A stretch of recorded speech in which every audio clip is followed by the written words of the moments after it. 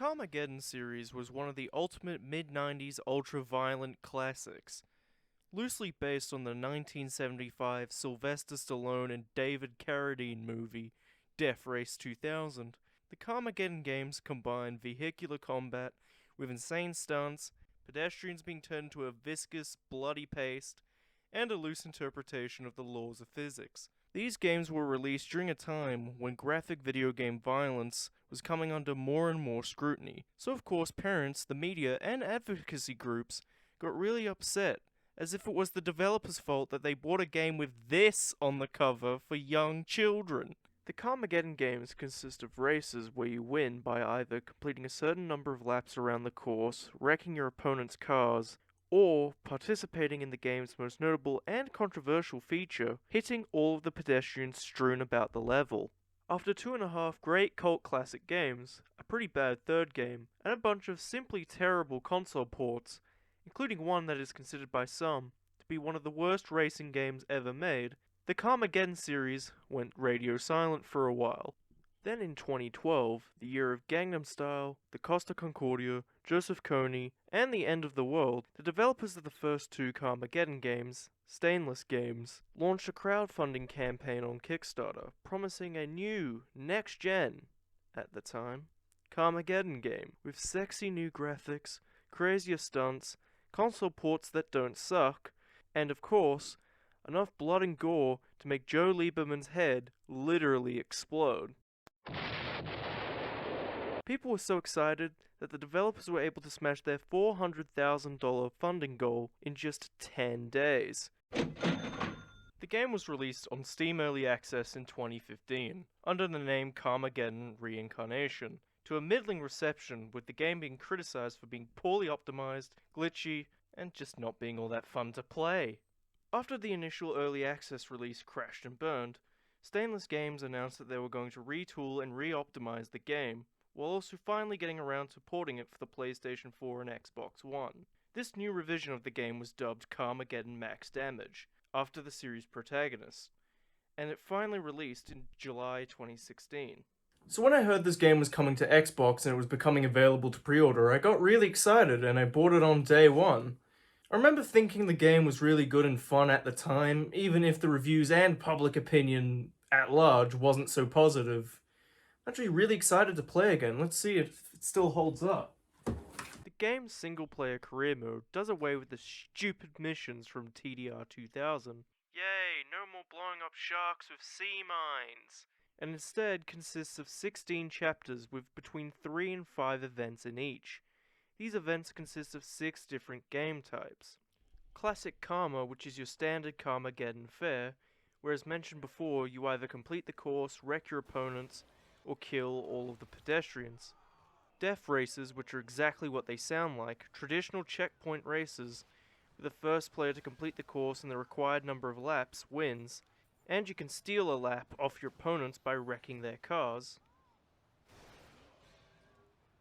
Car Crusher, which is like a demolition derby deathmatch mode, like what you'd see in a first-person shooter. You either have to be the first to wreck a certain number of opponents, or wreck the most opponents within a time limit. Checkpoint Stampede, where you have to be the first to collect a certain number of checkpoints placed randomly around the map, and like in death races, you can steal points off your opponents by wrecking them.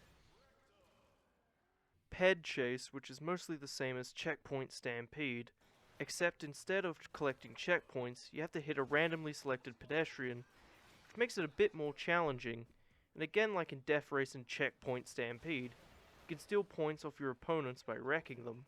And then finally, foxes and hounds, which can be best described as tips, but in reverse. The point is to run out a timer of usually 2 or 3 minutes long by staying in as the fox, who is highlighted in blue. If the fox gets bumped, the player that tagged the fox is now the fox. You have to keep moving because if you crash out or wait around too long or somehow get wrecked, the game will assign another player to be the fox. I don't really like this mode because I find it too easy to win, although I would assume that playing this mode in multiplayer with actual humans, instead of the sometimes brain-dead AI, would be a bit more competitive. These events take place on a handful of large, sprawling maps with elements inspired by the original Carmageddon levels, such as the stadium on Main Street, or the coastal area with the wrecked highway bridge and the loop-de-loop.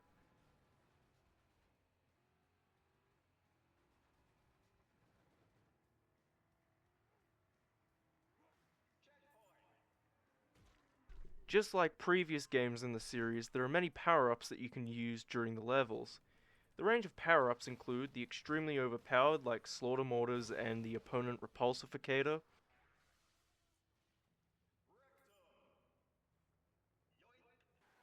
silly nonsense like the Mutant Tail Thing and Pinball Mode, situationally useful tools like the Kangaroo on Command and the Pelvic Thrust, tons of zany ways to kill pedestrians such as the iconic Pedestrian Electro Bastard Ray. You can also assign up to 4 power-ups as favorites, so you can use the credits you collect during the level to buy them during gameplay. However, before you can do this, you have to actually find the power-up you want to buy somewhere in the level, and the pickup locations change in each event. The handling of the vehicles is, well, a massive improvement over the previous games. I've always had a problem with how stiff the turning seemed in the earlier entries in the series. I'm probably exaggerating how bad it was, but now in this new game I can finally turn a tight corner without being anxious that I might understeer and crash into a wall, or oversteer and spin the car out.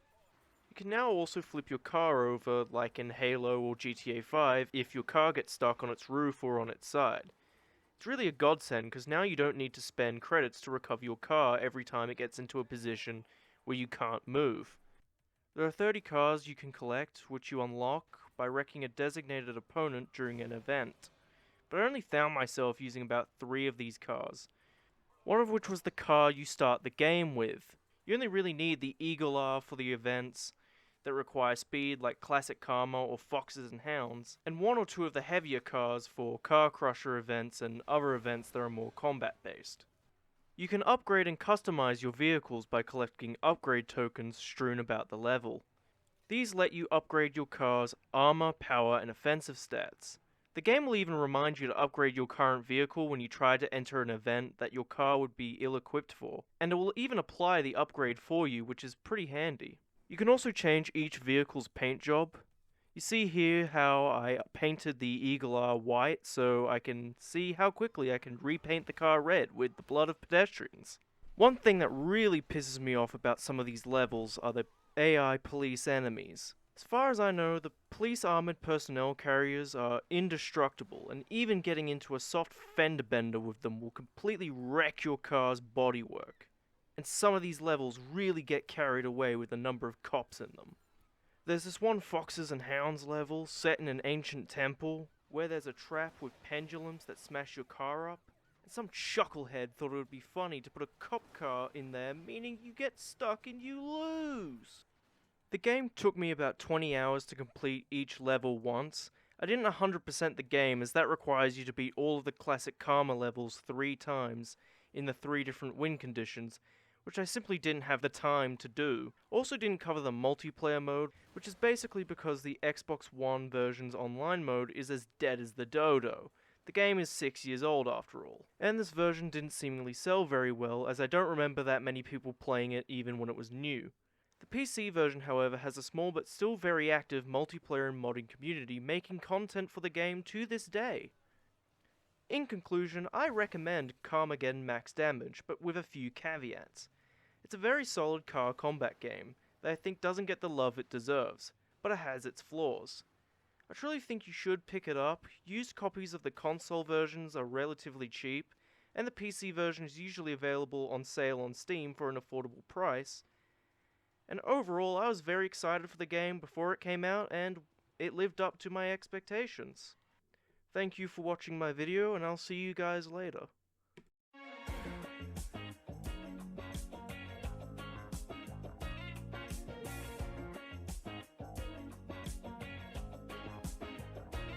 When I close